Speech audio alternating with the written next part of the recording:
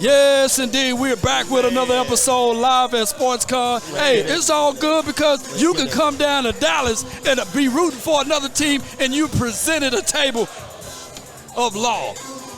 But don't go. Boss Cowboy, introduce yourself to the nation. Yeah, I'm all right. My name is Boss Cowboy. I got somebody beside me that got the wrong colors on, got the wrong swag on, got all kind of stuff going wrong, and I'm not feeling this right now.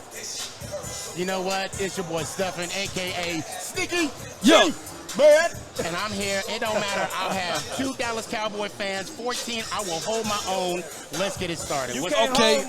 Hold on. So all of a sudden, the doggone G-Man, they make it to the playoff, and now the social media, PFF, and everybody want to put Daniel Jones ahead of Dak Prescott. Do you really believe that? It's in the pudding. Wait a minute. Wait a minute. Hold on. Wait a minute. You're going to ask me a question. Let me answer it, okay? Okay. Okay, look. First off, the owner said of the New York Giants, John Mara said it himself. Okay. When the Giants drafted Jones, he had 3 different coaches. We could ruin a career as best as we could. And that's exactly what happened before Dable. Now that Dable is in there, it's only up from here. That's all. Hold on. Now that Dable in there, we still sweep them boys. Did we still sweep them? Did we bring out the brooms last year? Did we sweep y'all? First off, rude. I didn't finish. So check this out. All right. Y'all was in the playoffs. Right. Okay? Yeah. Y'all got knocked out. Everybody wanted to fire everybody. Everybody wanted to get rid of Dak. Everybody wanted And secondly, I'm going to be honest. That's the difference between the Giants fan base and the Dallas Cowboys fan base. We were happy to be there because we were struggling for so long. And now that we got a taste of what it's like to win, now that we at the table, it's time to eat. No, it's time to get off the table and watch us eat at the table. No, we different, man. See, y'all happy just to get in the playoffs. Right. That's a loss to us.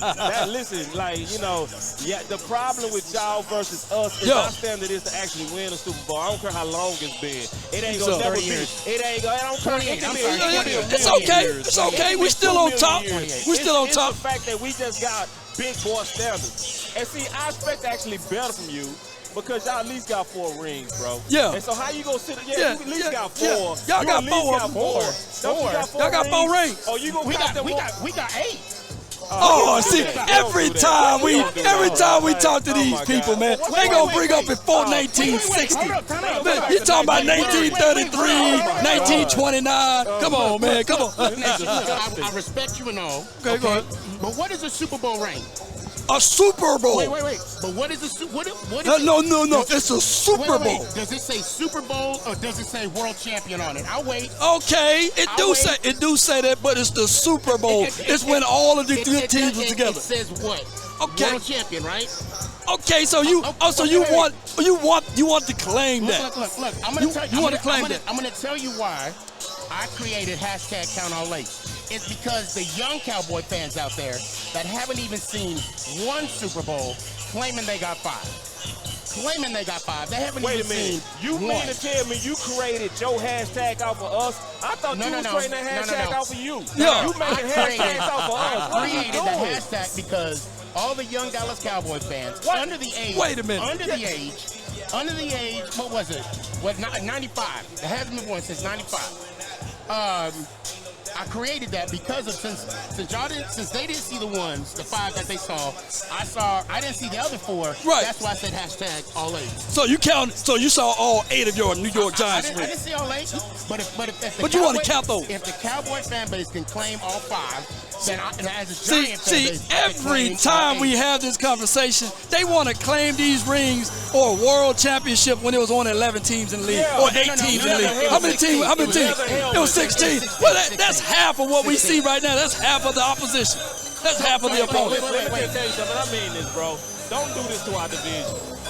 Like, you still represent our division. Yeah. Like, what you doing is actually bad for the whole division. Like, right.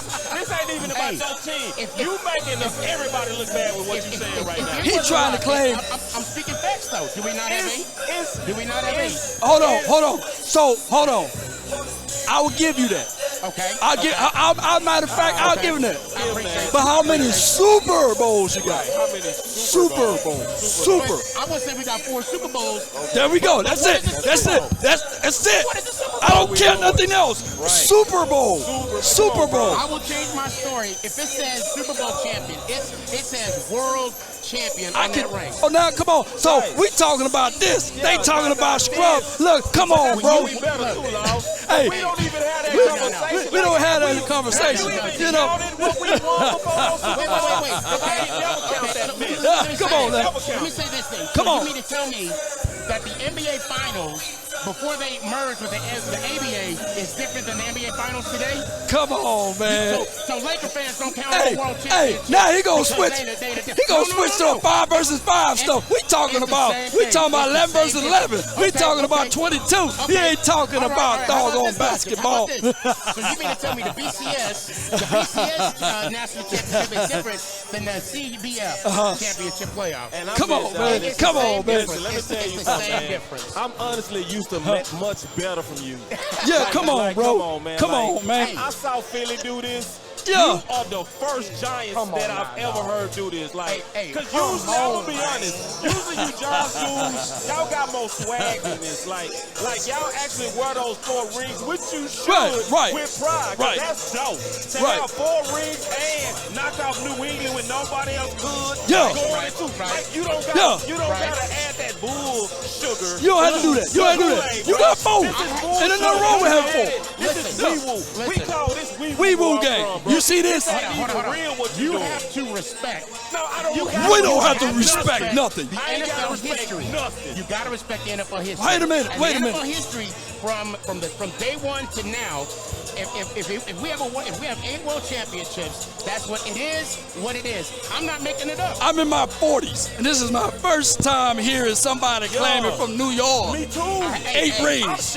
You know what? Michael Strahan don't even claim 8 rings.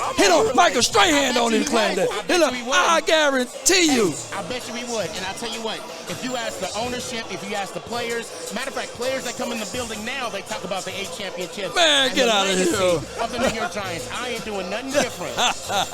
And if I'm speaking facts, I'm going to keep speaking it. You know what? I would have took it if you'd have said, you know what, the Cowboys, one of the greatest coaches of all time, Tom Landry, he came from that neck of the woods. I would have understood that just a little bit. I would have understood that. I would understand. See, that now you knowing the level of knowledge that I got over here with this. So I'm going to say this right now. Shout out to the Giants. Yeah. But it's Cowboys world. You guys, and Daniel Jones, he ain't close to Dak Prescott, by the way. He's. I know you want to talk about 1988. Hold on a second. Let me throw some knowledge at you now. Oh, okay. Well, some knowledge at you now. You know the one thing that Daniel Jones and Dak have in common? They have yet to have an appearance in the NFC Conference Championship game. Okay, I give you that. Okay, thank you. But you know one thing that trumps Dak Prescott over Daniel Jones? What? Daniel Jones 0-6 versus Dak Prescott. But so now how many games did Dak play this year? It don't matter. Last year he 1-0 versus that dude over there, Daniel Jones. You know I'm going with, right? Where you going with it? Talk to me. The most interceptions. The most interceptions. Okay. Now let's talk about the Dallas Cowboys right now. Okay. They lost against San Francisco in the divisional round, right? Okay. All right. Cool. Right? And why did Kevin Moore left? Because McCarthy, he got fired, right? McCarthy threw him under the bus. He said, I need to do my thing. I need to have my role. So now I believe this year McCarthy is under the hot seat. If he does not produce by the end of the season, you guys might be looking for another coach.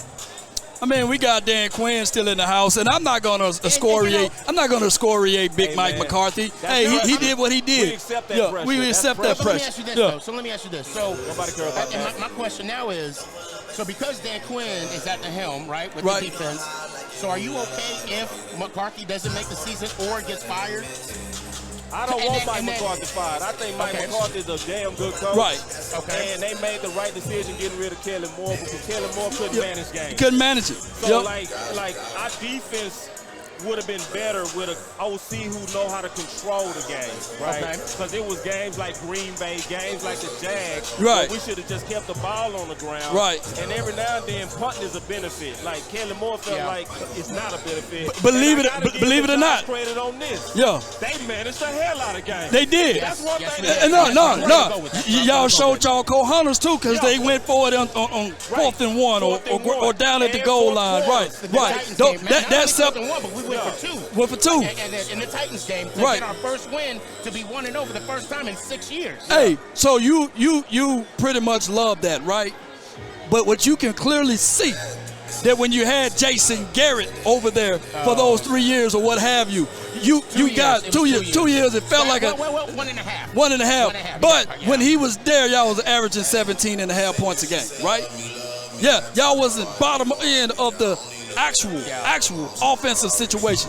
Can you imagine being stuck with that for 13 years collectively? 13 years collectively because he was offensive coordinator, then he came to head coach, what have you. You know what? I'll be honest. When Garrett came over, that was one of the moves that I did not like. I did not want to have Garrett in the Giants, on the Giants. I didn't approve of that move, but you know what? It is what it is. Right. And to be fair, when we had the coach, oh my God, his name's skipping me right now. The one before Dable. Coach Judge. Coach Judge. You know what I'm gonna tell you? He had me sold. I know, because I seen some. Shout out to my guy, Bad Dog Sports, man. Y'all be sure to check him out. Yes. Yeah, Mad Dog. Capizzle, I see you. Much love. Mad Dog, my bad. I call him bad, but he is bad. But I'm going to tell y'all this. He was talking about those things with the previous coach. Yeah. And I get all of that, right? And we talked about the other previous coach that y'all had over here. The best coach that y'all had was the guy that disciplined. And that was one to Sue Coughlin. But a lot of y'all were running them up out of there. Now Coughlin and Parcells were the two that got us to the Super Bowl. Parcells. And Parcells got us to the conference championship. Parcells was pretty good. Now, not necessarily, we didn't run him out of there. It was just a situation where... Man, y'all was mad at the dude, man. I wasn't. I like Well, you a real fan, probably. I like what Coughlin did. But it's just like because it's the dynamic of the game.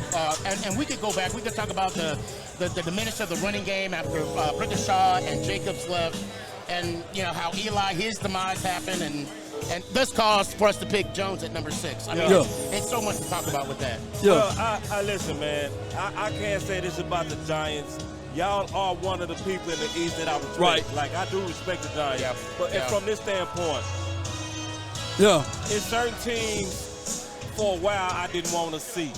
And it was certain teams, just from a football perspective, played us the right way. Like, from a disrespect, y'all did it right. Y'all used to disrespect Dallas, but from a competitive standpoint, it was the right way to do it. Right. Like Eli mean it right. Yeah. See, See, I'm a football fan, so I respect the G in New York when y'all was doing G stuff. The cruise dance in the end zone. That shit hurt. That shit hurt right there. Another thing that I respect, that's why I don't never want you to bring 8 Super Bowls or whatever, because y'all got enough to be proud of. Like, the way that y'all got in 9-7 and then went on a road and won 2, you never have to bring up no 8. And I'm going to be real. That wild card game, that was our Super Bowl. 07? No, last year. I'm talking about last year. Okay, that was y'all Super Bowl. At least they can admit it. But honestly, that's beneath y'all standards, though, bro. Because, see, old New York, y'all wasn't looking at it like that was y'all Super Bowl. Right. Y'all looked at it like, we still trying to win it, even though we just got it. We were trying to win it, though. But I'm saying, though, but I'm just keeping it real on the spirit of how you kind of presenting it. It's not New Yorkish, dog. I'm just being honest with you. Like, New York used to be that.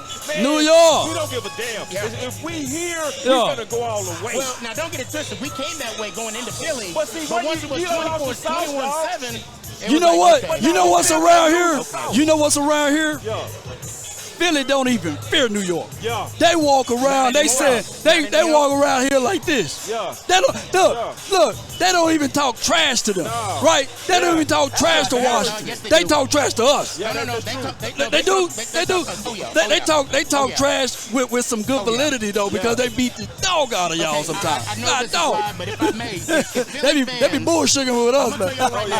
We own them, so they gotta be humble. If Philly fans want to talk, do not YouTube YouTube. Philly fans eat horse poop. Don't YouTube that. Oh, yeah. Okay. Don't YouTube that. Okay.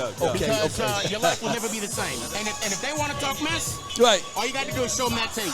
So Okay. when y'all gonna be contenders, man? When are y'all gonna be contenders? Because see, this is the thing. This year. What y'all? Are y'all gonna pay Saquon? I think so. Okay, now the thing You about got to Saquon. Monday, bro. Sunday. So what Yeah, Monday. Yeah. Look, Monday. I'm gonna be real. Right now, I believe something's gonna happen before afternoon, before noon Eastern time. When it don't happen, I'm gonna start sweating. Okay.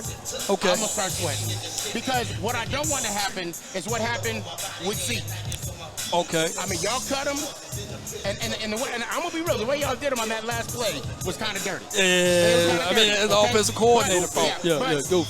I don't know what direction we're going to go with Saquon. I don't know, but I will tell you this. I do trust Joe Shea as our GM. Oh yeah, he's pretty dope. He's dope. He's dope. He's I doing don't his trust thing. none of these. I'm gonna be honest with you, bro. bro. I don't trust none of these GMs right now with running back. I think all these GMs are being crazy. They colluding. They colluding and it's Yeah. crazy. Yeah. Well, go ahead. I'm See, sorry. let me tell you why. Like, if you a team, especially if you like Dallas, Right. Dallas could go with a hump right now because you got all these good running backs unsigned. Right. So when they go into the training camp, they know they got to try to get them 17 games in to try to even get another contract in 2024. Right. Yeah. Right. So the time clock is against them, which tells you that you can get most of them at a much better price. Yeah. See, that off-season big talk they was doing, they can't do right now, getting 2 weeks away from training camp. Right. So why wouldn't a team that need a running back go get? It ain't even about Zeke. Right. Go get you a Cook. Go get you a Zeke. Go get you someone. You know what I'm saying? Yeah. And I think most GMs, honestly, are being stupid about running back. And True. also, let's throw it back real quick. All right. What threw a monkey wrench in all of this Right. was the Deshaun Watson deal. That Yeah. $230 million guaranteed with the Browns. That's what threw a monkey wrench on this. Yep. How you gonna tell me how is Lamar Jackson one of the prolific quarterbacks in this league right now? People knocking at the door, but the moment they sign him on a tag, crickets. So when you're talking about the okay, I think you're speaking from a collective aspect of it. Exactly. But what it is, it's like a domino effect. But what really happened? And then running backs and then so forth. But what really happened with the money with the running backs? I think Todd Gurley's situation. Oh yes. I think Todd Gurley mixed in with Zeke, of course, because he got the $90 million. That's a lot of cash. Yeah. That's a lot of cash. Now, how they can overcome this, we don't know because we seen the doggone Isaiah for the Chiefs, right? Everybody talking about that. So as a manager or a business guy, you trying to get work for cheap. You ain't trying to pay these guys millions of dollars, and that's the problem. But everybody knows that your team is better with your star guys out there on the field. And I'm going to tell you why I think it's just so goofy, this whole narrative about running back. Because there's people that literally look down their nose at Zeke for 12 touchdowns, but they say they miss Amari Cooper 6. Right. Right. So it's like, I think common sense has totally been out the building for about a year at running back. True. Right. Like, and I think it got to the point to where it's disrespectfully undervalued. Yeah. Like, if I can use this from a metaphor of the stock market, running back is at a depression right now. Yeah, it is. But what do smart people do when you get stocks cheap? You buy it. You buy it. You build your team on it. Yeah. And especially if you're a contending team, like I'm not understanding teams that say they close that's not going to go take a serious look at these running backs. And I'm including Dallas. I'm putting Dallas in the goofy GM role, and I mean that. And and the thing that gets me, when you say that, you're talking about when you buy stocks that get cheap. Yeah. What my concern is, let me knock on some wood here. Let's say that we don't sign Barkley for $10 million because he gets the tag, but then we go get Cook for $8. Yeah. Or maybe $9. Yeah. For a 1-year deal. And what we need to realize with this tag, we got him next year too. So we potentially have Barkley for. But you gotta look at that price on that tag, though. And that's $22 million. You gotta look how that tag works, because you know that tag coming out dollar for dollar. You can't finance that tag. You can't prorate that one. You throwing away. And let's be honest. I'm gonna be honest with you, bro. Saquon is the heart of that team, not Jones. Yeah. Come on now. And he know it. And he know it. That's why he said what he said. Yeah. That's why I'm saying I'm gonna be honest. As independent YouTubers, we got to speak against the goofy stuff. Yeah, I got you. Enough mainstream media talking with that. You know, they talking with that, but it's like, no, bro. I know who I fear when I play the Giants. It's Saquon. Yeah. Saquon. It's not Jones, bro. And the thing, too, what we need to realize, like I said before, when Ahmad Bradshaw and Jacobs left, Eli's strongest point in the game was his play action. Yeah. And it was because of the running game. Yeah. If you take Barkley out of the picture, that's going to be a huge hole in the offense for the New York Football But you know what they Giants. betting on? They betting on Eric Gray. And Eric Gray is a real good running back. You know Eric Gray. You look at the scout report, but he's not a Saquon Barkley. But what they doing is everybody see it's a copycat league. Yeah. So they seeing what the doggone Kansas City Chiefs did, and they said, all right, shoot, let me do what Eric Gray. And Eric Gray can eat if he gets some real estate in front of him. He'll never be Saquon. He ain't gonna be Saquon though. But Breida is a good running back as well. So y'all gonna go running back by committee? I mean, It's a committee approach. If that's what happens, you know. Hey, I'm gonna put it like this. Y'all keep doing what you're doing because it's dumb. Keep doing what you're doing. I love it. Because I think Saquon's going to sign. Because, see, listen to the thing, man. You playing with something to where you done now retooled your offensive line. Right. Like, why are you playing with Saquon? I'm glad y'all being stupid. Right. But I hope y'all tag him. I hope he don't meet the deadline. I hope he steal your cap money. But if he's speaking real, you should have signed him first. The person we tried to. We tried to sign him on that bye week. They did. Declined the offer. He declined the offer. But you know what happened on those offers? That mean that offer was insulting. No, it was 14. It was 14, but I think the guaranteed money was the guaranteed is where it's at. They call it a poison pill. But they flashed that it was averaging 14, but what they put under the small print is that we insulted him with the guarantee. He had to turn it down. And I'm not too specific on what the guarantee was. But, you know, this is the one thing about football that I don't like. Talk to me. The business aspect of it. Yeah. I do not like the business because I want, now that we have, like I said, we're at the table. It's time to eat. Now we can't eat because it's almost we're missing our plate. Right. Yeah. And it's unfortunate for fans, but you know what? Again, I have to believe that Joe Shane and Coach Stable are doing the right thing because at the end of the day, as a fan, I got to rely on that. Well, you relying on what I call the unknown. Yeah. Exactly. And right now, we need to see because Brian Daboll, he hit everybody by the element of surprise. Yeah. And being able, y'all kind of got wee-woo-ish at the end of the schedule. At the end of the year, y'all got kind of wee-woo-ish. But I do like the way he commanded the team. Shout out to Brian Daboll. He is not ahead of my guy, Mike McCarthy. I don't know what people would think about putting him ahead of Mike McCarthy. Oh, no. But I was, come on, you got to fix your face. No way. Wait a minute. Everything was going good until you said that. Until you made that face. You made that face. What's going on with you? Making that face. You got the floor. Okay, thank you. You got the floor. First off, last year, the New York Giants, we was in cap hell. Okay, we was in cap hell. We was getting players off the free agency list to put them on the field. That's how we got Hodges. That's how we found Hodges. That's how we exploited Hodges and his talent. The coaching job that Dable had last year, I mean, I don't have to say, the proof is in the pudding. He got Coach of the Year. It was what he got, with the less that he got, we were still able to be successful. Okay, I get all of that. Y'all are the media-led team. It's in New York. That's where they house themselves at. I'm going to say this, because there was any other team, if their starting quarterback goes down and miss 4 to 5 games with a broken thumb, and excuse me, 4 out of the 5 guys on the offensive line went down, as well as my guy Michael Gallup coming back with a few broken parts on his leg or what have you, and we come out still second place in this particular division, 12-5. Come on, man. Look, and we got to understand that law of consistency got to play his measures, right? You talking about somebody who did it for one time, who was a new coach. We talking about somebody that got total body of work with a Super Bowl on his resume. Brian Daboll is good, but he's not there yet. He's not there yet. He's not. He did that for 17 weeks. It was so bad. Do he have a ring? He did it. Brian DeBall. Yeah, he has a ring. I'm talking about coaches. As a head coach. No, but the thing is, with him, he had to do it for 17 weeks. It was so bad. You had Joe Shane come on to the Giants TV, right, with a press conference saying, we are not getting mediocre players anymore.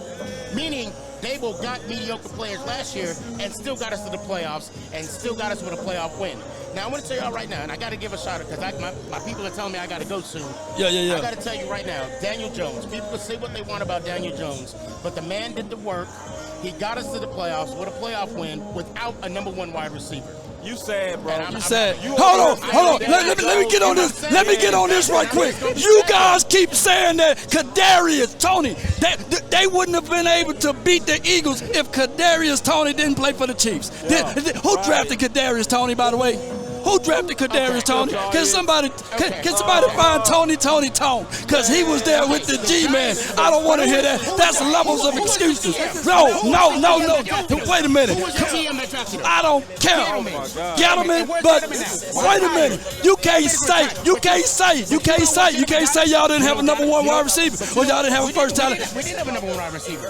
What team? Who drafted Kadarius Toney?